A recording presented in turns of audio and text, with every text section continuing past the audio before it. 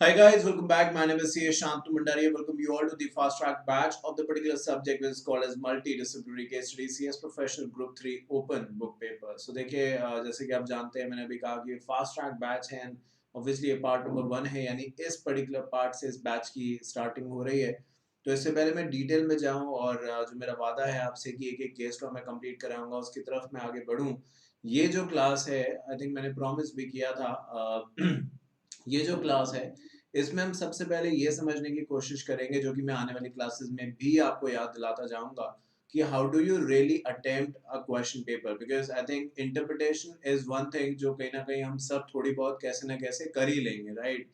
Classes लेने का objective interpretation को बेहतर बनाना तो है ही है बट साथ साथ आई थिंक ये भी है कि कैसे आप चीज़ों को लिखें अगर वो एग्जामिनेशन में आपके सामने आती हैं। सो ओपन बुक को किस तरीके से हम बहुत इजी लेके चलें और मैं ऐसे कहूँगा कि सबसे ज़्यादा स्कोरिंग पेपर बनाएं इसके बारे में भी आज हम बात करेंगे। तो ये पार्ट जो है वो उस पर भी डिवोटेड रहेगा डिपेंडिंग अपॉन कितना उसके बारे में बात हुई है हम आगे भी बढ़ेंगे।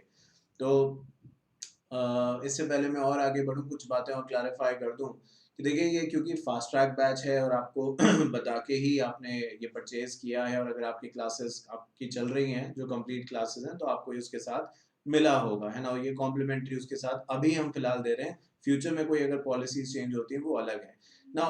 कहने का मतलब इन दोनों बातों से ये है कि आप इस बैच से उम्मीद जो है वो फास्ट ट्रैक की ही रखिए। आप ये मत सोचिए यहाँ पे कि एक एक लाइन जो है उसकी इंटरप्रिटेशन दी जाएगी। हाँ इसमें कोई दो राय नहीं है कि पूरा का पूरा जो केस लॉ है right from the start to the end मैं आपको बताऊंगा बट फास्ट ट्रैक मोड पे बताऊंगा। बिकॉज अगर डिटेल में बताना है तो फिर ये फास्ट ट्रैक कहना इसको आई थिंक गलत होगा। फास्ट ट्रैक कह दूं मैं रिविजन सीरीज कह दूं वो कहना गलत होगा। तो यहाँ पे बताना मैं सब कुछ वाला हूँ बट फास्ट ट्रैक मोड के बेसिस पे क्लासेस चलेंगी। तो ये आपकी जिम्मेदारी है कि जैसे जैसे आप इसे देखते जाएं अपने नोट्स भी आप बनाते जाएं। नोट्स का मतलब ये जैसे अब मैं केस लॉ स्टार्ट करूंगा अभी या नेक्स्ट क्लास में जैसे भी तो उसको भी आप शॉर्ट तौर पे समरी तौर पे लिखते जाएं है ना। आई थिंक वो आपको बहुत ज़्यादा हेल्प करने वाला है ड्यूरिंग योर एग्जामिनेशन। तो फिलहाल जो आज हमारी बात सबसे पहले होने वाली है वो how do you really right. अब उसको ध्यान में रखते हुए मैंने क्या किया है कि दिसंबर 2020 का जो आईसीएसआई का क्वेश्चन पेपर है मुझे लगा मैं इधर उधर का एग्जाम्पल क्यों लूँ डायरेक्टली वही मैं कहूँगा कहीं ना कहीं क्वेश्चन उठाता हूँ जो कि एग्जामिनेशन में पूछा गया है। क्योंकि इसमें से बहुत सारे ऐसे बच्चे हैं जो नए हैं। बहुत सारे ऐसे हैं जिन्होंने दिसंबर 20 में एग्जाम्स दे दिए हैं और for whatever reason aggregate नहीं बना या मार्क्स उतने अच्छे नहीं आए तो उन्हें वो पेपर्स दोबारा देने पड़ रहे हैं। तो उन्हें भी पता चल जाएगा कि कैसे कैसे क्या कर सकते हैं और जो बाकी लोग हैं उनके लिए एक लेसन है ये कि किस तरीके से एग्जामिनेशन में क्वेश्चन आएगा and then how do we really solve that particular question. ये भी मैं बात अब करने वाला हूँ। तो मैं आपको ये रिकमेंड करूंगा कि इससे पहले आप ये क्लास आगे बढ़ाएं। आप इस वीडियो को यहीं पे पॉज कर लें और जो अपनी स्क्रीन पे इस समय आप क्वेश्चन देख रहे हैं या आईसीएसआई की वेबसाइट पे जाएं और वहाँ पे दिसंबर 2020 का जो पेपर है उसको डाउनलोड करके क्वेश्चन पढ़ लें। क्योंकि 2 पेजेस का क्वेश्चन है तो मैं यहाँ तो पढ़ूंगा ही पढ़ूंगा बट अगर आराम से आप पढ़ना चाहते हैं तो एक बार अपने आप भी आप कर सकते हैं। मैं यहाँ पे डेफिनेटली सारा क्वेश्चन पढ़ने वाला हूँ। इसके बाद इसी से ही कुछ 4 क्वेश्चन हैं 10-10 मार्क्स के। This is a compulsory question जो आपको अटेम्प्ट करना ही करना है।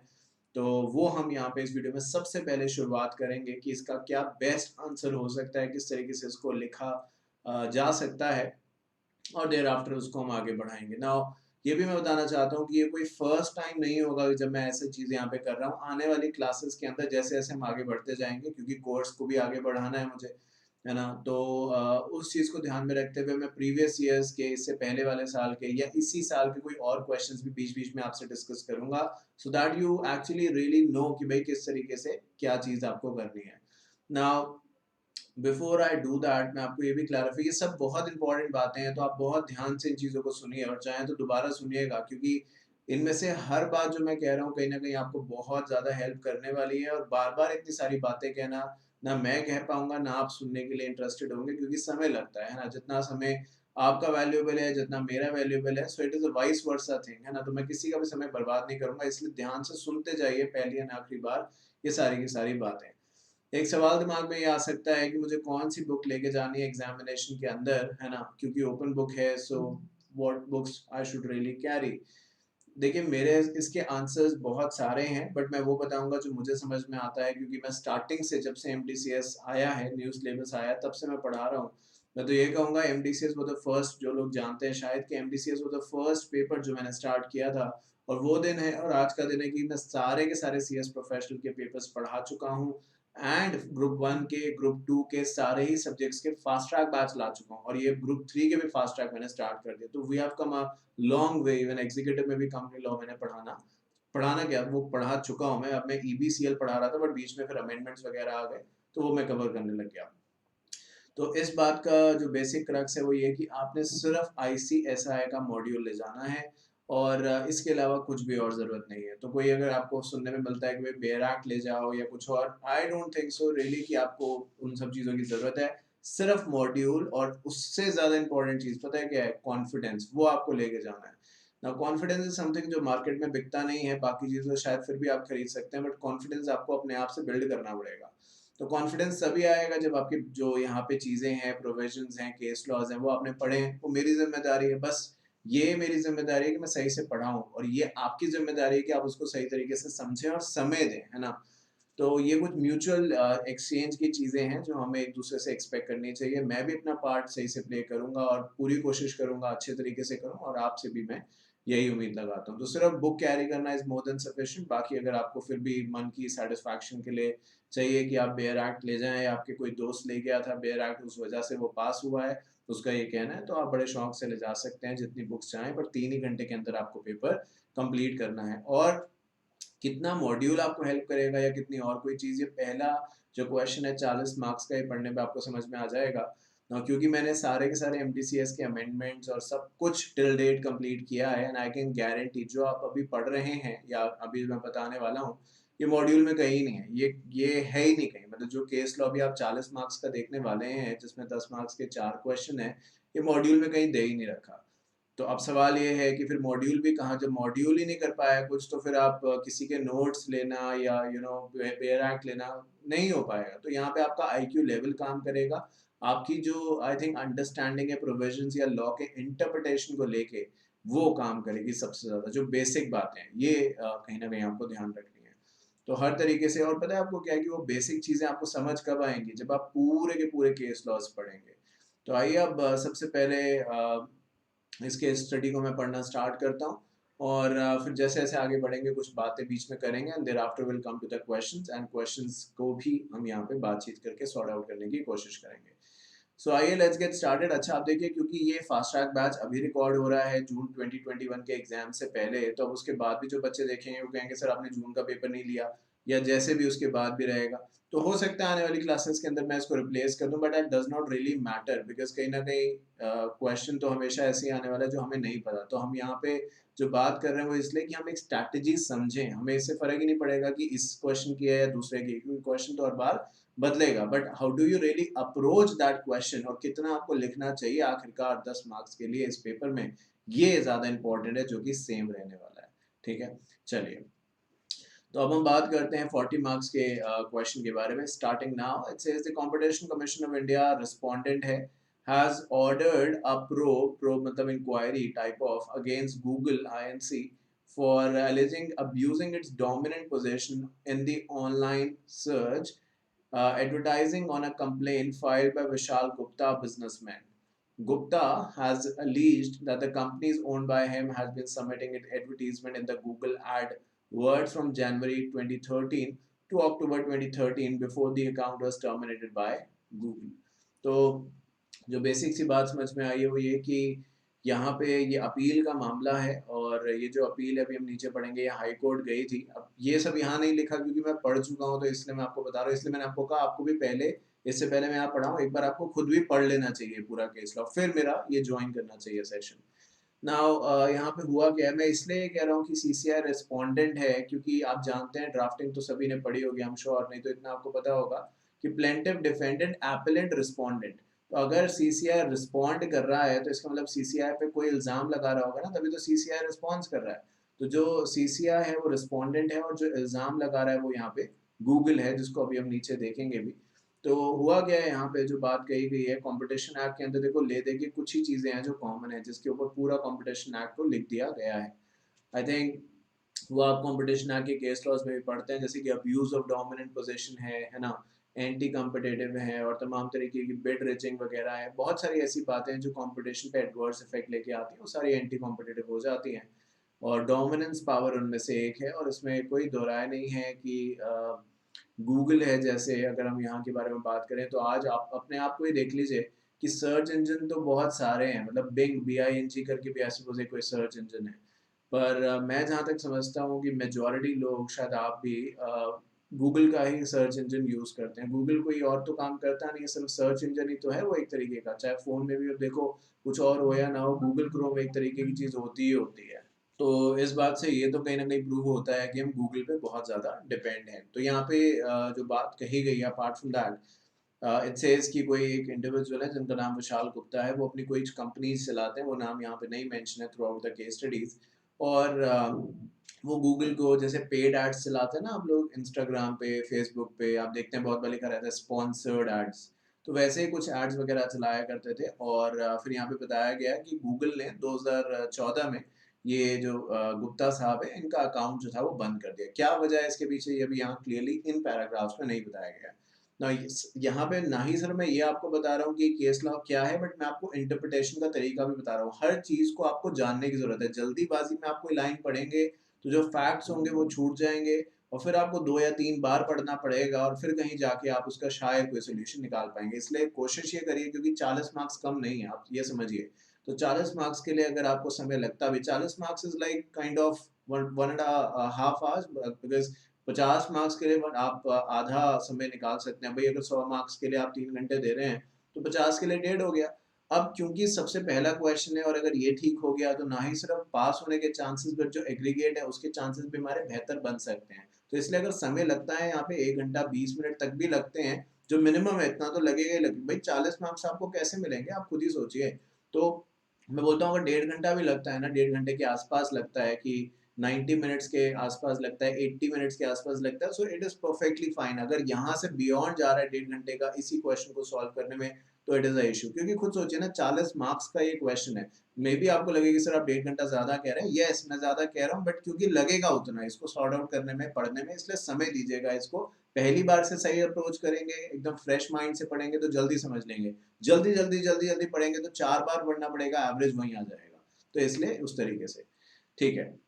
उसके बाद बात करते हैं, कहते हैं on 15th April 2014 the Competition Commission of India passed an order under section 26 subsection 1 of the act based on the prima facie opinion directing the director general to investigate into the matter। अब देखिए section 26 subsection 1 जो है competition act 2002 का, वो ये कहता है कि सीसीआई के पास, कंपटीशन कमीशन ऑफ इंडिया के पास पावर है कि वो किसी के कहने पे, किसी गवर्नमेंट एजेंसी के कहने पे या स्यू मोटो भी इन्वेस्टिगेशन ऑर्डर कर सकता है। अगर उसको ऐसा लगता है कि कहीं पे भी जो कुछ भी हो रहा है वो एडवर्स टू द कंपटीशन हो रहा है, कंपटीशन के खिलाफ जाके हो रहा है, या it will have the adverse effect on the competition, तो वो इंक्वायरी ऑर्डर कर सकता है। तो यहाँ पे यही कहा गया कि जब ये कंप्लेन विशाल ने सीसीआई को करी कि गूगल जो है अपनी डोमिनेंट पोजीशन का यूज कर रहा है, तो बिना कुछ सोचे समझे, जो यहाँ पे बात कही गई है, बिना कुछ सोचे समझे सीसीआई ने तुरंत इंक्वायरी जो थी वो ऑर्डर कर दी, बोला डायरेक्टर जनरल को कि डायरेक्टर जनरल जो है वो इंक्वायरी करें और उसकी रिपोर्ट पर वो सीसीआई को सबमिट करें। फिर सीसीआई आगे डिसाइड करेगा क्या करना है। अब इस दौरान आपने कहीं नहीं देखा, गूगल को कुछ बताया नहीं गया कि तुम्हारे खिलाफ इंक्वायरी हो रही है या नहीं हो रही है, कुछ बताया नहीं गया। तो कहते हैं कि दी गूगल INC एपेलेंट जो है, देखिए यहाँ पे लिखा है सीसीआई रिस्पोंडेंट, तो एपेलेंट कौन है, गूगल, क्योंकि गूगल ने ही फिर पहले सीसीआई ने केस फाइल, सीसीआई ने इंक्वायरी ऑर्डर कर दिया और इस बात को अग्रीव्ड होके, इस बात से दुखी होके गूगल ने सीसीआई के ऊपर मुकदमा ठोक दिया। मेरी बात समझ रहे हैं? तो ये जो गुप्ता साहब थे वो तो कहीं पीछे ही रह गए, उनका जो केस था वो कहीं पीछे रह गया। अब यहाँ पे लड़ाई इस बात को लेके होगी कि सीसीआई जो है बिना कुछ सोचे समझे, बिना so called as reasonable opportunity of being heard, natural justice के प्रिंसिपल्स को वायलेट करते हुए कैसे हमारे ऊपर इंक्वायरी ऑर्डर कर सकता है। गूगल का कहना ये था कि हमें भी अपनी बात रखने का मौका मिलना चाहिए। So the Google INC appellant filed an application for receiving investigation order as it was passed without giving them an opportunity of hearing. The application was dismissed by CCI on 31st July for the following reasons. तो जुलाई ऐसे मान के चलिए कि जो पूरा case था वो ये था कि जो गुप्ता साहब है उन्होंने सीसीआई पे कंप्लेन कर, सीसीआई को कंप्लेन करी, गूगल के खिलाफ कंप्लेन करी और जो रीजन थे वो बताया कि भाई गूगल अपनी डोमिनेटिंग पावर का यूज कर रहा है। सीसीआई ने कुछ खास उस पर सोचा नहीं समझा नहीं, इंक्वायरी के ऑर्डर्स डायरेक्टर जनरल को दे दिए और इसी बात को लेके जब इंक्वायरी के ऑर्डर्स दे दिए, और वो भी तब जब गूगल को कुछ बताया नहीं, मतलब गूगल को ये बताया नहीं कि आपके खिलाफ इंक्वायरी होगी, क्या है क्या नहीं, बस ऑर्डर पास कर दिए।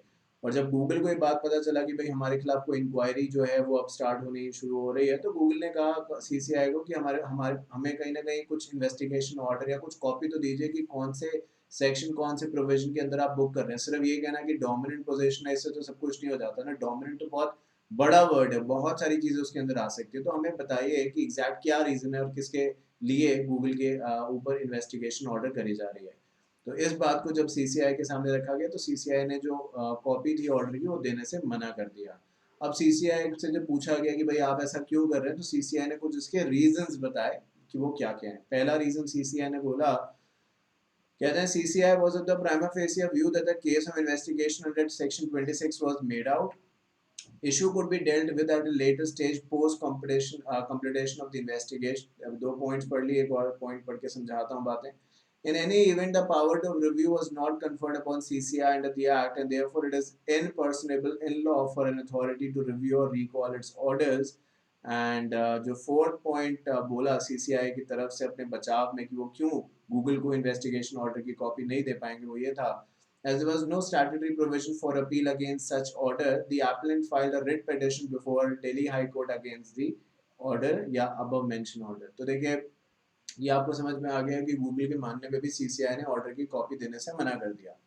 अब ठीक है, ये बात सही है कि जो गूगल है उसको तो मे बी सीसीआई मना कर सकता है, बट अगर कोई कोर्ट पूछेगा तो सीसीआई को तो जवाब देना पड़ेगा। तो सीसीआई ने अपने जवाब में ये लिखा कि हमने गूगल को इसलिए कॉपी नहीं दी ऑर्डर की क्योंकि सीसीआई का कहना है कि हमारे हिसाब से प्राइमा फेसिया केस बनता ही बनता है कि गूगल गलत कर रहा है। ये मैं नहीं कह रहा, ये सीसीआई बोल रहा है। पहला पॉइंट। फिर सीसीआई ने कहा कि जहां तक बात है कहने सुनने की, गूगल को अपना पक्ष या पॉइंट ऑफ व्यू रखना है, तो कौन मना करता है? कौन सा भी सीसीआई का कहना है कि कौन सा भी फांसी की सजा दे दी है, इन्वेस्टिगेशन ही तो ऑर्डर करी है, रिपोर्ट सामने आ जाए उसके बाद गूगल को तो मौका हम देंगे ही देंगे। उनका मतलब ये था कि गूगल नहीं बोलेगा तब भी हम उससे पूछेंगे कि भाई क्या वजह है, क्यों आपके खिलाफ एक्शन लिया जाए ना लिया जाए। तो वो हम तो करने ही वाले हैं, लेटर स्टेज पे करने वाले हैं। और तीसरा जो पॉइंट ये था, जब आगे हम पढ़ेंगे, गूगल ने कहा कि भाई ठीक है, आप ऐसा करिए कि ये जो आपने ऑर्डर इशू किया इन्वेस्टिगेशन का, इसको आप स्टे पे थोड़ा सा डाल दीजिए, अपना ऑर्डर रिवर्स ले लीजिए। तो सीसीआई ने कहा कि नहीं भाई, एक अगर देखा जाए कंपटीशन एक्ट के हिसाब से, नीचे हम सेक्शन भी देखेंगे, तो वो सेक्शन अब हमारे पास नहीं है, क्योंकि पहले एक सेक्शन था कंपटीशन एक्ट 2002 में, जो ये कहता था कि अगर सीसीआई जो है, और जिस सेक्शन में ऐसा कहा गया, क्योंकि क्या है कि 2007 में अमेंडमेंट आया कंपटीशन एक्ट के अंदर, उसमें कहा गया कि under the provision of section 37, जो अभी हम पढ़ेंगे नीचे, उसमें जो सीसीआई है उसकी ये जो पावर्स हैं, जिसमें वो रिव्यू एंड मैं ऐसे कहूँगा रिविजिट करता है किसी भी चीज़ को, उसको कर्टेल किया जा रहा है, उसको लिमिटेड किया जा रहा है। तो यहाँ पे ये भी कहा गया कि जो सीसीआई है उसने अपनी वो पावर्स जो है वो अब उसके पास है ही नहीं, क्योंकि गूगल की तरफ से ये एक मैं ऐसे कहूँगा कहीं ना कहीं रिक्वेस्ट थी। अब ऐसे मान के चलिए कि सर आपने ऑर्डर पास किया है, तो आप एक बार अगर कॉपी नहीं दे सकते तो एटलीस्ट आप इस केस को वापस लीजिए या इसके अंदर कुछ चेंजेस करिए, क्योंकि आपने ऑर्डर पास किया तो डेफिनेटली आप वो चेंजेस कर सकते हैं जिससे कि चीज़ें और बेहतर बन जाएं, चीज़ें और क्लियर हो जाएं। तो इस पे सीसीआई का जवाब ये था कि हमारे पास भाई देखो सेक्शन 37 जो था उसमें ये प्रोविजंस पहले हुआ करते थे 2007 से पहले, पर 2007 में ये सब आप कहें सर कहाँ लिखा है, अभी नीचे लिखा, बताऊंगा आपको। तो 2007 में अब ये सब चीज़ें बदल चुकी हैं, तो अब सीसीआई का कहना है कि हमारे पास कोई पावर नहीं है अपने डिसीजन को रिकॉल करने की या रिव्यू करने की। रिकॉल मतलब एक बार अगर आपने कोई चीज़ कह दी तो आप उसको वापस इशू इशू करने के बाद उसको वापस नहीं ले सकते। ये सीसीआई का कहना है कि हमारे पास अब ऐसी कोई पावर नहीं है। तो जब इतनी बात हो गई कि सीसीआई अपनी बात से ना पीछे हट रहा है ना उसमें बदल रहा है, कुछ चेंज करने के लिए खास तैयार नहीं है, तो गूगल का ये कहना था कि उसके बाद एक ही ऑप्शन था कि वो रेट पिटिशन फाइल करते हैं हाई कोर्ट में, और उन्होंने वही किया जो पॉइंट नंबर डी में लिखा है कि उन्होंने, यानी गूगल ने जो है सीसीआई के ऑर्डर के against rate petition Delhi high court में फाइल करी। अब आगे आप देखिए क्या होता है। जो एपेलेंट है, यहाँ पे दो पार्टीज हैं, एपेलेंट एंड रिस्पोंडेंट। अपील जो कर रहा है वो गूगल कर रहा है। तो अब गूगल का यहाँ पे क्या कहना है वो आइए देख लेते हैं। फिर रिस्पोंडेंट जो है, क्योंकि अगर आप ऊपर देखें, अब एपेलेंट रिस्पोंडेंट की पहचान कैसे होगी, अगर आप यहाँ पे देखें साफ साफ लिखा है कि आप जो रिस्पोंडेंट है वो कौन है, वो सीसीआई है, और जो एपेलेंट है वो कौन है, जो मैंने अभी आपको कुछ देर पहले दिखाया भी था, लिखा भी है कि दैट इज गूगल। तो अब जो गूगल है उसकी तरफ से क्या कहना है हाई कोर्ट में, उन्होंने अब यहाँ पे लिखी है अपनी बात। तो कहते हैं कि अच्छा आप देखिए अब मुझे कितना समय हो गया इस वीडियो को स्टार्ट किए हुए, एक भी क्वेश्चन में पहुंचा अभी तक नहीं पहुंचा, क्यों? क्योंकि मैं इस केस स्टडी को पहले माइन्यूटली समझ रहा हूँ। और आई थिंक अगर वो करेंगे तो लिखने में बहुत आसानी होगी, क्योंकि 10 मार्क्स के लिए आपको कंटेंट चाहिए लिखने के लिए। तो अगर आप सिर्फ लाइन बाय लाइन पढ़ेंगे और उतना ही मतलब निकालेंगे, उसके बियॉन्ड नहीं जाएंगे, तो फिर बड़ा मुश्किल हो जाएगा आपके लिए लिख पाना। मतलब लिख पाना इन द सेंस कि आपके पास कंटेंट की कमी आपको लगने लगेगी, एंड कंटेंट तो आपको लिखना ही होगा with quality to secure good marks. तो एप्पल यानी गूगल का क्या यहाँ पे आर्ग्यूमेंट है, क्या कहना है, गूगल का पॉइंट ऑफ व्यू क्या है, वो आइए देखते हैं। So कहते हैं एप्पल यानी Google contended that CCI has ordered investigation without affording an opportunity, ऊपर बात हम कर चुके हैं, of hearing. The application for recalling the order was dismissed by CCI on the grounds of the lack of territorial jurisdiction. The appellant relying on the Supreme Court ruling in Competition Commission of India versus Steel Authority of India submitted that mainly because Section 37, जिसका ऊपर मैं जिक्र कर रहा था, delete हो गया 2007 में, amendment to the act which took away the powers of review does not means that the power to recall an order also cease, as recall and review are not the same thing. तो यहाँ पे Google ने अपनी बात जब कही high court में, क्योंकि गूगल कह रहा था ना मुझे अपनी बात रखने का मौका मिलना चाहिए, तो हाई कोर्ट ने कहा चलो आपसे ही बातचीत स्टार्ट करते हैं, आप भी रखो अपनी पहली बात। गूगल जो है वही पहले अपनी बात रखे कि उसको क्या कहना है।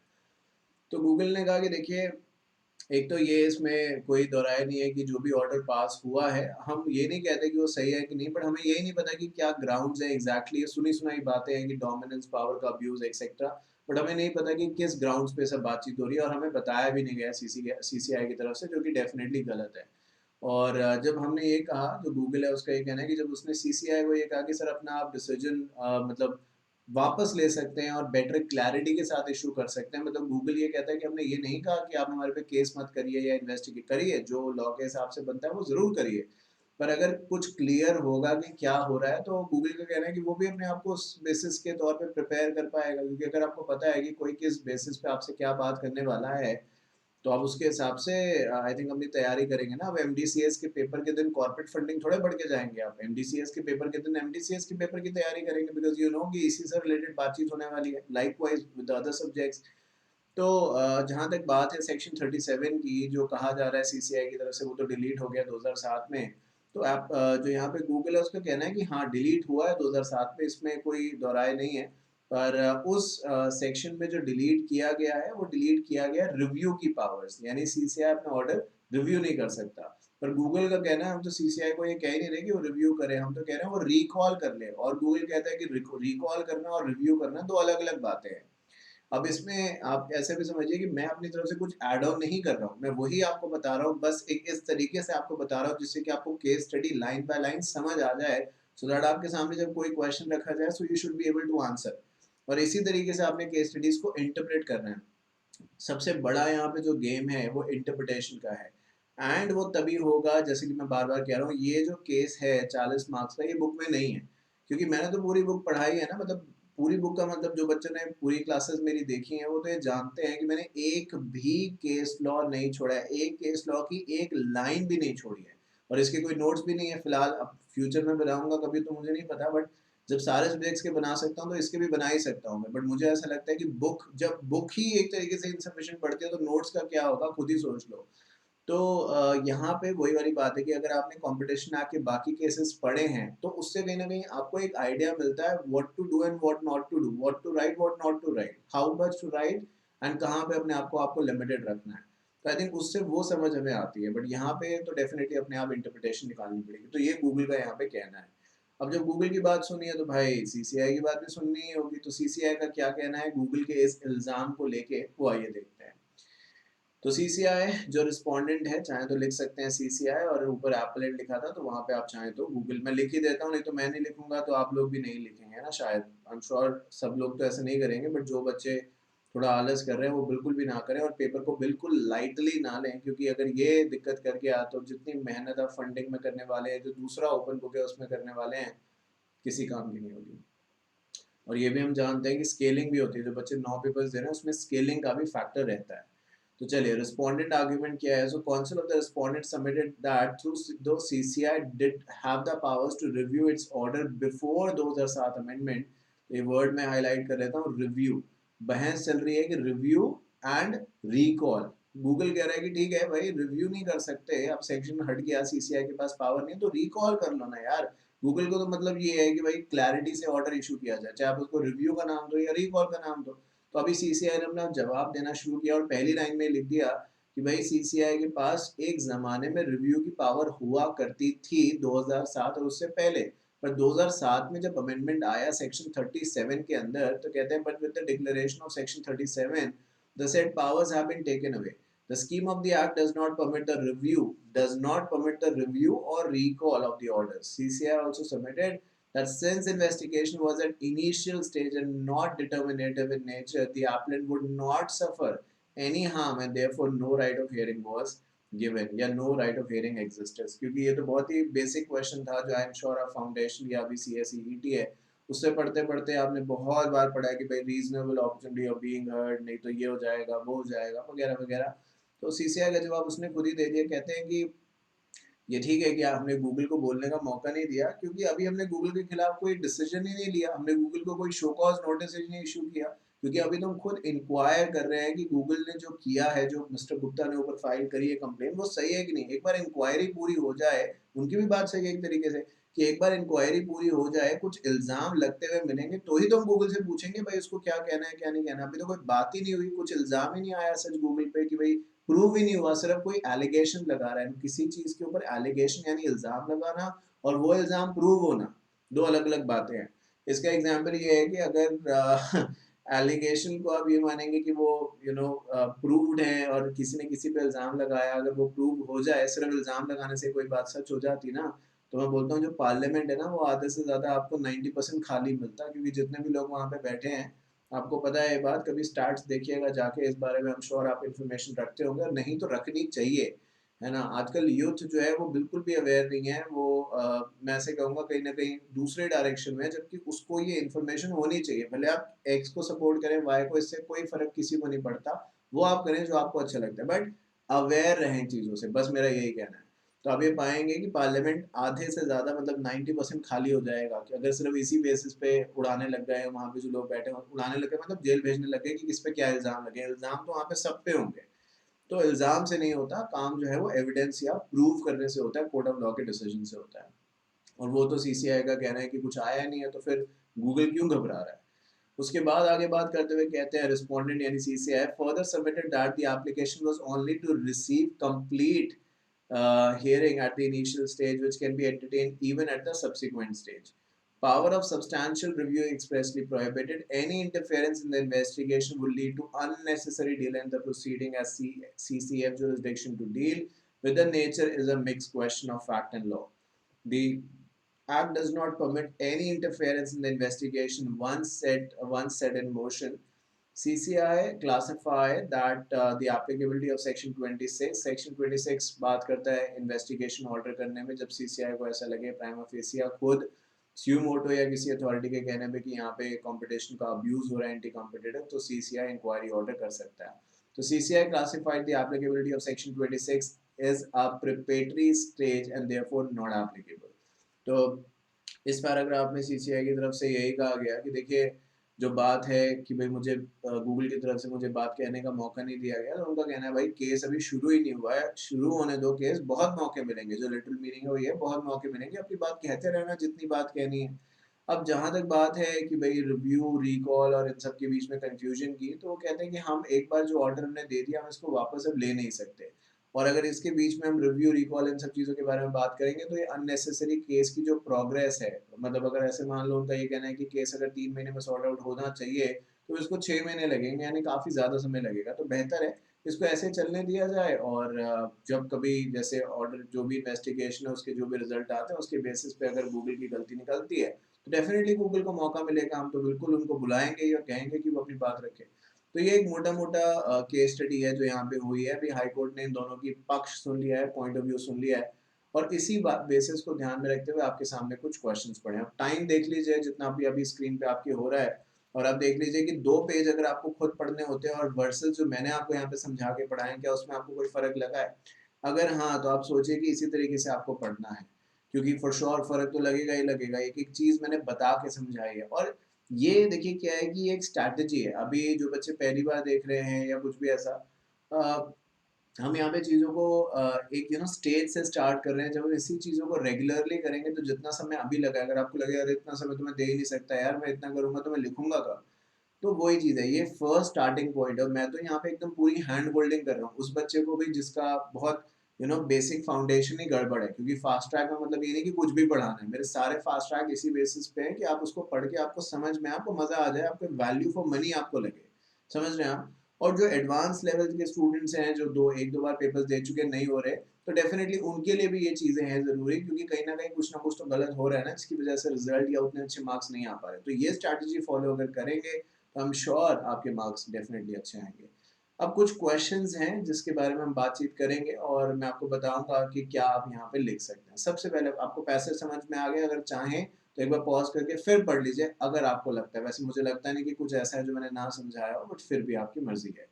सबसे पहला क्वेश्चन जो है यहाँ पे, वेदर दी एप्पलेंट समझ में आ गया ना, मतलब CCI is in order requesting the CCI of the recall of the investigation.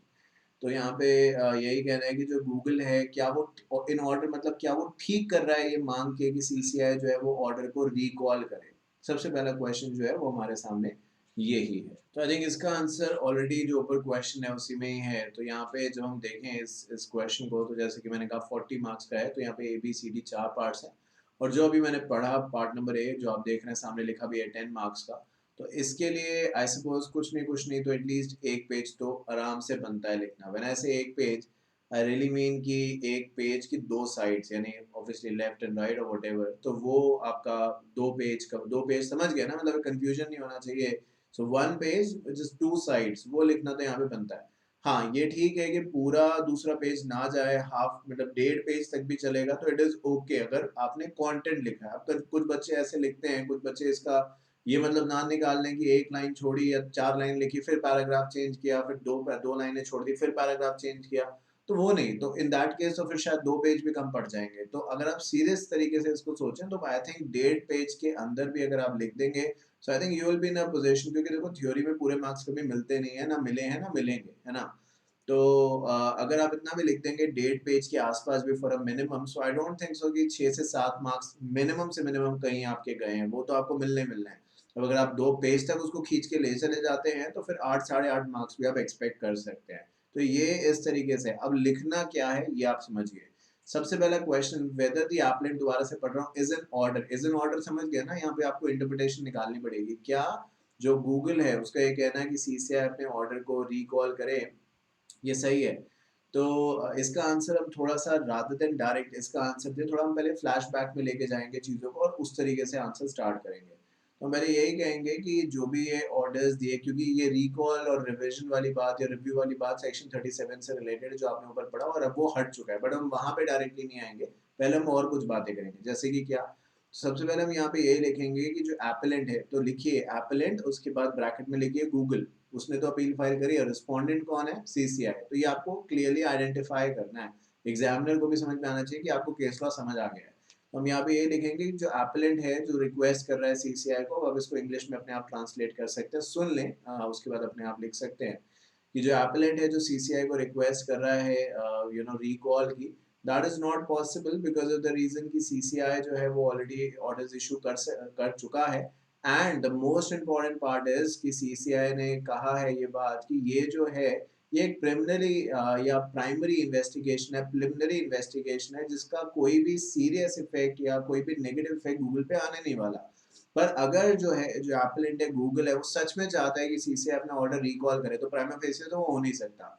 But अगर वो चाहता है तो गूगल को सच में कुछ ऐसे रीजंस देने पड़ेंगे जिसके बेसिस पे सीसीआई को मजबूरन वो ऑर्डर्स अपने वापस लेने पड़े। क्योंकि अभी हम ये भी बात करेंगे कि इवन हाईकोर्ट ने कहा, जब रिट पिटिशन हाईकोर्ट में गई तो हाईकोर्ट ने ये कहा, अभी हम उसका आंसर देखेंगे, कि भले यहाँ पे सीसीआई बहुत बार कह रहा है कि सेक्शन 37 से वो बंधा है और नहीं वो कर सकता रिव्यू रिविजन एक्सेट्रा, तो हाई कोर्ट ने कहा कि वो एक जो बात वहां पे लिखी गई है that is something kind of a directory thing है, वो फिर कहीं ना कहीं अपने डिस्क्रिप्शन पे है सीसीआई के कि सीसीआई आगे क्या करना चाहता है। वहां पे जो ये बात कही गई है, it is not a blanket like thing कि आप कर ही नहीं सकते, डेफिनेटली और डिजर्विंग केस किया जा सकता है। अब बहुत सारी ऐसी चीजें हैं, मतलब मैं एक जनरल आपसे बात करूं कि बहुत सारी ऐसी चीजें हैं जो किसी भी कोर्ट में या किसी भी लॉ के प्रोविजन में लिखा है कि नहीं करी जा सकती, बट कोर्ट्स बहुत बार उन्हें अलाउ करते हैं, कहते हैं ये कह के अलाउ कर देते हैं। आई थिंक आपने बात सुनी भी होगी कि भले लिखा ये है बट जो लॉ मेकिंग बॉडी है, लेजिस्लेचर है, उसकी इंटेंशन ये नहीं ये है। कह देते हैं कि नहीं कह देते, इंटेंशन पे ले जाते हैं। अब वही वाली बात है जो मैं प्रीवियस पहले मैं आरसीडी का फास्ट ट्रैक कर रहा था, अमेंडमेंट्स कर रहा था जून 21 के, और आगे भी जितने साल के अमेंडमेंट्स आए हैं करूंगा, पीछे भी मैंने किए हैं, तो वहां पे मैं यही समझा रहा था कि इंटरप्रिटेशन का मैटर है और कैसे इंटरप्रिटेशन से अलग अलग बातें अलग अलग लेवल्स तक पहुंच जाती हैं। So coming back to the question, you will write in simple words कि जो एप्पलेंट है, गूगल है, वो डेफिनेटली सीसीआई को रिक्वेस्ट तो कर सकता है ऑर्डर्स के रिकॉल के लिए, प्रोवाइडेड जो गूगल है, जो एप्पलेंट है, उसके पास सच में कोई जेन्युइन या सॉलिड रीजन हो जिसके बेसिस पे वो ये कह सके। अगर नहीं है तो फिर वो नहीं कर सकता। एंड सीसीआई का भी यही कहना है, मतलब पूरी स्टोरी अब देखो लिखनी पड़ेगी आपको, तो उसमें फिर आप ये लिखेंगे फर्दर, सीसीआई का भी ये कहना है कि अगर ये चीज आगे चली भी जाती है तो गूगल को इससे कोई नुकसान नहीं होगा, बिकॉज ये प्रिलिमिनरी इन्वेस्टिगेशन है। तो जहां तक सवाल है कि भाई आप जो एप्पलेंट है वो कह सकता है नहीं कह सकता, वो कह सकता है और पूरी इंक्वायरी को रुकवा भी सकता है, प्रोवाइडेड एप्पलेंट खुद ही at the very first stage, क्योंकि आई एम श्योर एप्पलेंट को तो पता होगा ना कि उसने गुप्ता के साथ, मिस्टर गुप्ता के साथ क्या किया है, जो मिस्टर गुप्ता ने इल्जाम लगाया उसी वजह से तो यहाँ तक बात पहुंची है। तो एप्पलेंट उस चीज को लेके अगर सॉलिड एविडेंस सामने रख दे कि मेरे केस में तो कोई एंटी कॉम्पिटिटिव चीज हो ही नहीं रही है, तो इन दैट केस सीसीआई को मजबूरन वो ऑर्डर वापस लेना ही लेना होगा। बट अगर नहीं तो फिर गूगल यहाँ पे कुछ नहीं कर सकता, सीसीआई की इंक्वायरी का वेट करना होगा and thereafter Google has to response if any, अगर सीसीआई की तरफ से कुछ भी पूछा जाता है। तो आई थिंक ये जो मैंने आपको बताई ये पूरी की पूरी एक कीवर्ड्स का कॉम्बिनेशन आपको बता दिया जो एग्जैक्टली यहाँ फिट इन होगा पार्ट नंबर ए के अंदर, जो मैंने अभी भी बोला आपको। अब इसके अलावा आप इसको और ब्यूटिफाई करने के लिए, थोड़ा सा इलेबोरेट करने के लिए, मार्क्स की रिक्वायरमेंट को ध्यान में रखते हुए आई थिंक आप फर्दर चीज़ें कोड कर सकते हैं कि सीसीआई ने कह दिया कि जो भी पावर्स हैं हमारे पास वो इस चीज़ को लेके, सेक्शन 37 को लेके, वो 2007 में ख़त्म हो चुकी हैं, we are bound by the law to do that. तो इस तरीके की चीज़ें भी आप लिख सकते हैं। बट जो आई थिंक जो पहले, इससे मैंने पहले कहा, वो सब चीज़ें पार्ट ए के अंदर आ सकती हैं। उसके अलावा कुछ और कंटेंट लिखना चाहें तो आप लिख देंगे, अगर नहीं भी लिखेंगे तो ऐसे सपोज जितना मैंने आपको कहा है, जब इसको आप लिखने लगेंगे ना, सुनने में कोई चीज़ अगर 5 मिनट 4 मिनट की लगती है, जब आप वही चीज़ लिखने लगते हैं ना, तो लिखने में आपको 10 से 15 मिनट आराम से लग जाते हैं उतनी ही चीज़ को लिखने में, क्योंकि हर बंदा ग्रामेटिकल भी चीज़ों को अलग अलग तरीके से लिखता है और हर चीज़ को लिखने का सबका अपना अपना स्टाइल होता है। तो this is the answer for this, और इसको अपने वर्ड्स में आप लिख सकते हैं। ये भी चीज़ मैं आपको बताना चाहता हूँ, जैसे कि मैंने कुछ देर पहले क्लैरिफाई भी किया था कि ये कोई पहला और आखिरी क्वेश्चन नहीं है जो आज हम बात कर रहे हैं और इसके बाद सिर्फ फास्ट ट्रैक चलेंगे। फास्ट ट्रैक में हमारे इसके बाद जो क्लास होगी ना, वो फास्ट ट्रैक मोड पे जो केसेस है उसको मैं स्टार्ट करूंगा right from the case number 1, और बीच बीच में कोई क्लासेस ऐसी और डालूंगा जहाँ पे ऐसे क्वेश्चन डिस्कस करेंगे, जिससे कि जो आपका माइंड का लेवल है, मैं कहूँगा सोच का दायरा है, लिमिटेशन है, वो बढ़े और आप ज्यादा सोच पाए कि हाँ ये भी सर ने बताया था, ये भी सर ने, क्योंकि जब तक हमें यही नहीं पता कि क्या क्या चीजें आ सकती हैं, we are just clueless about it, हमें पता ही कुछ नहीं है। पर जब हम जान गए कि हाँ ये चीज आ सकती है, तो हम भी 2 स्टेप उसके आगे निकलेंगे और कुछ ना कुछ हमारा दिमाग भी उस डायरेक्शन में सोचने के लिए मजबूर होगा। आई थिंक ये चीजें हम फॉलो करने वाले हैं। तो ये पेपर मैं आपका सबसे स्कोरिंग पेपर बनाने वाला हूँ by this fast track batch and the complete classes. कभी भी देखो, अब जो मैं इतना फास्ट ट्रैक में बता रहा हूँ, तो सोचो कंप्लीट में मैंने कितनी और ज्यादा इससे मेहनत करी होगी। यहाँ भी करूंगा बट फास्ट ट्रैक की बात अलग है, कोई भी सब्जेक्ट है, कंप्लीट क्लासेस का कभी आप कंपैरिजन उससे कर नहीं सकते। तो कहते हैं whether CCI has innate powers to review, recall and investigation order in exercise of powers under section 26। तो सवाल अब ये है कि क्या CCI के पास, CCI तो आप जानते हैं, क्या उसके पास ये पावर्स हैं कि वो रिव्यू या रिकॉल कर पाए किसी भी चीज़ को लेके, और स्पेशली तब जब उसने खुद ही, सेक्शन 26 क्या कहता है कि सीसीआई ने इंक्वायरी ऑर्डर करी है किसी गवर्नमेंट एजेंसी के कहने पे, स्यू मोटो उसने इंक्वायरी ऑर्डर करी है क्योंकि उसको ऐसा लगा, प्राइमा फेसी ऐसा लगा कि यस यहाँ पे कुछ गलत हुआ है in terms of the competitiveness या एंटी कॉम्पिटिटिव चीजें हैं। तो क्या सीसीआई पावर रखता है आज भी रिव्यू या रिकॉल की, जिसको सीसीआई का कहना है ऊपर कि सेक्शन 37 के हिसाब से हटा दिया गया है, ये क्वेश्चन है। तो इसका आंसर देते हुए ये कह सकते हैं, जब आप यहाँ पे लिखें कि डेफिनेटली, ये इसमें कोई दो राय नहीं है कि सेक्शन 37 के हिसाब से अब सीसीआई जो है वो इस पावर्स को अगर देखा जाए तो एक्ट से हटा दिया गया है सेक्शन 37 को। पर जहाँ तक बात है कि वो फिर भी कर सकता है सीसीआई ये काम या नहीं कर सकता, तो हम यहाँ पे इस तरीके से लिखेंगे, अगर कोर्ट के सामने, जो मैंने अभी कुछ देर पहले बताया कि अगर कोर्ट के सामने कुछ भी गलत हो रहा है, तो आई थिंक कोर्ट जो है वो डेफिनेटली उन चीज़ों को सही करेगा, does not really matter. Court justice के लिए बना है और सारे के सारे लॉ जस्टिस देने के लिए बने हैं, अनड्यू हार्डशिप को अवॉइड कराने के लिए बने हैं, है कि नहीं? कोई भी लॉ का ऑब्जेक्टिव ये नहीं कि वो किसी भी नागरिक को, किसी भी कंपनी सिटीजन को परेशान करे। तो अगर कोई ऐसा ऑर्डर है जो इशू कर दिया गया है और वहाँ पे ऐसा लगता है कि नहीं ये सही तरीका नहीं है, बट क्योंकि हम ऑर्डर्स इशू कर चुके हैं इन्वेस्टिगेशन के और अब हम लॉ के हिसाब से प्रोहिबिटेड हैं या बंधे हैं कि अपना वापस डिसीजन नहीं ले सकते just because of the fact कि लॉ में हमें अलाउ नहीं किया गया है, तो यहाँ पे हाई कोर्ट का यही कहना है कि नहीं, ऐसा कुछ नहीं है। जो हाई कोर्ट है वो डेफिनेटली और जब ये पिटिशन, जो रिट पिटिशन हाई कोर्ट में गई, जो मैं आपसे कह रहा था, वहां पे भी हाई कोर्ट ने यही कहा कि भाई ये जो पावर्स हैं, ठीक है, ये पावर्स अभी फिलहाल के लिए सेक्शन ने रोक लगाई हुई है, रिस्ट्रिक्शन लगाई हुई है, बट अगर कोई भी चीज आप गलत होते हुए देखते हो तो डेफिनेटली ये पावर्स आपको एक्सरसाइज करनी है। भले लॉ में लिखा है, बट वही बात जैसे कि मैंने कहा कि उसकी इंटेंशन ये नहीं है कि आप गलत होता हुआ देखते रहें। आप अगर कहीं देख रहे हैं कुछ गलत हुआ है, तो जस्ट बिकॉज ये कह दिया कि आपने ऑर्डर को, आपने कुछ गलत ऑर्डर इशू किया और सिर्फ लॉ में लिखा है कि ऑर्डर इशू हो गया तो आप रिकॉल नहीं कर सकते, उसका मतलब ये है कि आपने जनरल ऑर्डर इशू कर दिया तो रिकॉल पर, अगर आपको लग रहा है कि गलत ऑर्डर इशू किया तो definitely you have the right to recall that order. तो जहां तक ये बात है कि सीसीआई के पास रिव्यू और रिकॉल की पावर्स है कि नहीं, तो the answer is definitely yes. भले सेक्शन, मेरी बात समझिए, इससे पहले आप कहे कि नहीं सर ऊपर तो ये लिखा है ऊपर, बट यहाँ पे यही बात है, फिर बियॉन्ड द लॉ जाने की जरूरत है।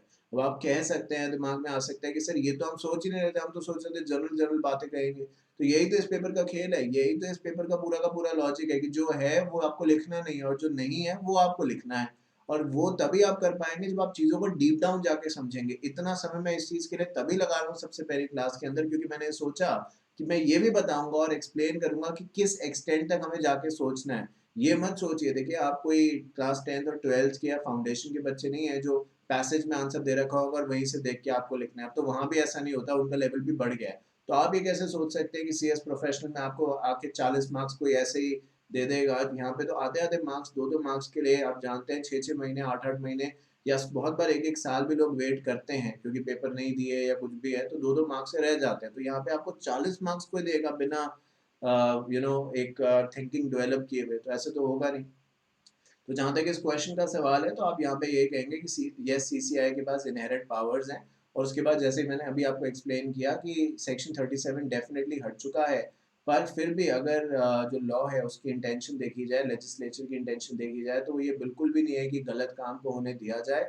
अगर कहीं भी गलत काम होता है तो डेफिनेटली जो कंसर्न अथॉरिटी है, जैसे कि कोर्ट के पास पावर है, हाई कोर्ट के पास या और कोर्ट्स के पास, वैसे अथॉरिटी के पास भी पावर है कि अपने ऑर्डर्स को रेक्टिफाई कर सकते हैं। सो इन दिस केस, जहाँ तक बात है रिव्यू की या रिकॉल की, तो डेफिनेटली सीसीआई का ये कहना कि नहीं हमारे पास पावर नहीं है, बिल्कुल गलत है। सीसीआई के पास डेफिनेटली पावर है कि अगर उसको ऐसा लगता है कि उसने जो किया है वो सही नहीं है, तो ये पावर को यूज कर सकता है। अब इसका मतलब ये भी नहीं है, ये सब इसी का आंसर है, इसका मतलब ये भी नहीं कि हर केस में सीसीआई जो अपना ऑर्डर रिव्यू या रिकॉल करता रहेगा। जहां उसको लगेगा, जिसको आप कहते हैं डिस्क्रिशनरी पावर, जहां उसको लगेगा कि जरूरत है और उससे ही गलती हुई है, जो कि एक्सेप्शन केस में होगी, क्योंकि सीसीआई से हम उम्मीद नहीं कर सकते कि वो बार बार ऐसी गलती करेगा। तो इन दैट केस वो डेफिनेटली अपने पावर्स का यूज कर सकता है और एक्शंस ले सकता है। ये बात आपको यहाँ पे लिखनी है। Whether any provision of the Act indicate that the order under Section 26 subsection 1 cannot be reviewed या recalled, तो क्या Competition Act में कहीं भी ऐसा साफ साफ लिखा गया है कि जो भी सेक्शन 26 के अंदर ऑर्डर्स दिए गए इन्वेस्टिगेशन में उनको वापस नहीं लिया जा सकता? ये सवाल है जिसका जवाब, तो जवाब इस बात का यही है कि यस, ये लिखा गया है कि सेक्शन 37 के अंदर कि जो भी पावर सीसीआई की हैं वो डेफिनेटली लिमिटेड रखी गई हैं कि वो क्या कर सकता है और क्या नहीं कर सकता in terms of the review and revision. But जैसे कि ऊपर हमने कहा, दोबारा से आप ये लिखेंगे, but as mention above, in case, जो मैंने ऊपर कहा आपको कि in case there is any unfair justice या अनफेयर और hardship cause to the litigant, किसी को भी किसी तरीके से अगर दिक्कत है तो इन पावर्स के बियॉन्ड जाके हमें देखना होगा। तो जहां तक बात है कि क्या जनरली या हमेशा ही सीसीआई हमेशा ऐसा करेगा, the answer is no. But क्या वो कभी भी ऐसा नहीं कर सकता? द आंसर इज कि वो ऐसा कर सकता है। एक्सेप्शन केसेस में जो सीसीआई है, भले ऑर्डर सेक्शन 26 सबसेक्शन 1 के अंदर इन्वेस्टिगेशन के डायरेक्टर जनरल को दिए जा चुके हैं, but then if CCI still thinks कि उससे कुछ गलती हुई है तो उन ऑर्डर्स को वापस ले सकता है, जो कि जनरली नहीं होगा। बट ये कहना कि सीसीआई कर नहीं सकता, ये गलत है। ये ठीक है कि सेक्शन 37 में इसके ऊपर रिस्ट्रिक्शंस लगाई गई हैं, बट वो रिस्ट्रिक्शन को आप किसी भी तरीके से ये ना माने कि वो फुल एंड फाइनल है, उसके अंदर भी डिस्क्रिशन का जो रोल है वो कहीं ना कहीं रोल प्ले करेगा। और जैसे कि मैं बीच बीच में कहता भी आया हूँ कि बहुत सारी ऐसी चीज़ें होती हैं जो डायरेक्टरी नेचर की होती हैं, यानी उनका ऑब्जेक्टिव है कि वो आपको एक एक राह दिखा सकें कि किस डायरेक्शन में आपको आगे जाना है। तो जो इवन सेक्शन 37 की अगर हम बात करें, इसके पीछे मैं और थोड़ा सा लॉजिक समझाऊं, तो वहाँ पे ये भी कहा गया है कि जब ये पावर्स वापस लेगी सीसीआई से सेक्शन 37 की रिव्यू और रिवीजन की, तो उसका ऑब्जेक्टिव यही था कि सीसीआई के पास ज़रूरत से ज़्यादा पावर्स हैं। ये कहना है कि तुम अपना ऑर्डर दो फिर इशू करो, ये तो गलत है ना फिर, क्योंकि सीसीआई अपना काम फिर ठीक से नहीं करेगा। उसे पता है कि जो मैं कर रहा हूँ मैं वापस तो कर ही सकता हूँ। तो इन दैट केस ये पावर्स बहुत ध्यान से यूज़ करने के लिए एक ये वार्निंग दी गई है। बट इट डेफिनेटली मीन्स कि अगर जो ऑर्डर्स दिए गए हैं सेक्शन 26 सब सेक्शन 1 के अंदर, उन्हें रिव्यू रिवाइज किया जा सकता है अगर जो सीसी है वो उसको जेन्युइन कंसिडर करता है। तो द आंसर इज यस। अब सवाल आखिर ये है, whether writ petition filed against CCI directing investigation is maintainable. अब इससे पहले मैं इस चीज़ का आंसर दूं, और अगर पहले क्वेश्चन समझाऊं आंसर दूं, अब एक चीज़ और ऐड करना चाहता हूं। भले आप देख रहे हैं कि सारे के सारे क्वेश्चन 10 मार्क्स के ईच हैं, बट आई एम श्योर जब आप इसको लिखने लगेंगे, जो जितना भी मैंने कहा है, तो आप ये पाएंगे कि इसको लिखते हुए जो लेंथ होगी हर आंसर की वो एक जैसी नहीं होगी। तो बहुत बार ऐसा भी होगा, और इसमें घबराने की जरूरत नहीं है कि 10 मार्क्स का, specially in this case, 10 marks का जो आपका आंसर है वो एक ही पेज में आ रहा है। It is perfectly fine. आप ये ना सोचें कि यार सर ने तो कहा था 1.5 पेज में आना चाहिए, वो तो 1.5 या 2 पेज की बात कर रहे थे, मेरे तो एक में आ रहा है। तो इट इज़ ओके। मतलब अब देखो कंटेंट पे भी डिपेंड करता है। हमारी प्रेफरेंस यही है, जो आइडियल सिचुएशन है वो यही कहती है कि एक पेज के left and right side at least एक पेज पूरा इधर और दूसरी साइड का एटलीस्ट हाफ तो भर ही जाए। पर अगर ऐसा हो रहा है कि ठीक है भाई एक ही पेज तक हम लिमिटेड रह रहे हैं, इट इज परफेक्टली फाइन, क्योंकि अननेसेसरी कंटेंट आप डालेंगे जो उससे रिलेवेंट नहीं होगा, तो फिर आपको बाद में दिक्कत आएगी, क्योंकि आप फिर शायद दूसरे क्वेश्चन का आंसर पहले में लिख रहे होंगे। अगर आप ऐसे करेंगे तो फिर वो वाला क्वेश्चन में आप क्या लिखेंगे, क्योंकि उसका आंसर तो आप पहले ही लिख चुके हैं, पहले प्रीवियस क्वेश्चन के अंदर, उसको बड़ा करने में, उसका कंटेंट ज्यादा दिखाने में। और अगर सारा कंटेंट आपने एक ही में खर्च कर दिया तो फिर बचा क्या आपके पास। तो इन चीज़ों का भी आपको यूज़ करना है। ये बहुत सब्जेक्टिव चीज़ें हैं, सिचुएशन के हिसाब से वेरी होंगी। मैं सारी की सारी सिचुएशंस आपके सामने बयान कर रहा हूँ, बताने की कोशिश कर रहा हूँ कि किस तरीके से आपको ये चीज़ें कैरी आउट करनी है। तो जहाँ तक बात है रिट पिटिशन, अभी हम आगे और भी डिस्कस करेंगे चीज़ें, ऐसे क्वेश्चंस और भी लेंगे पेपर से, तो आई थिंक और ज़्यादा क्लैरिटी आएगी। So whether writ petition file against CCI, जो क्वेश्चन है, इज मेंटेनेबल। तो जो रिट पिटिशन फाइल करी गई है हाई कोर्ट में गूगल की तरफ से सीसीआई के खिलाफ, क्या वो जेन्युइन है, क्या वो वैलिड है? द आंसर इज यस, वो बिल्कुल वैलिड है। क्योंकि जहाँ पे रिट्स का मतलब तो आई एम श्योर आपको पता है 5 तरीके की होती हैं, और रिट्स का जो यूज़ है वो तभी किया जाता है जब किसी के फंडामेंटल राइट्स एक्सेट्रा जो है वो रिवोक हो रहे हैं या उसको कोई और रेमेडी नहीं मिल रही है।